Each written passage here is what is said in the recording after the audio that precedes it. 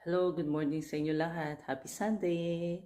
So, ngayon naman magbe-bake tayo ng mini macarons. Yan. Ayan ang ating mga ingredients. Yan. So, umpisa na nga natin.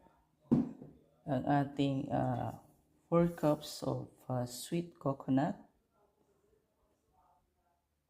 1/2 cup flour, 1/2 cup brown sugar, 4 eggs, 1 cup of melted butter, 2 condensed milk, baking powder 2 teaspoons, 1 teaspoon of salt, and then some vanilla 1 teaspoon too.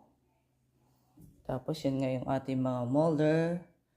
Ang gagawin natin dyan, pagsasama-samahin lang natin yung dry ingredients, mix well, and then after that the wet ingredient, mix well, and then combine it together. After that, lagay na natin dyan sa ating mga molder, and then ibibake natin siya for 320 Fahrenheit for 18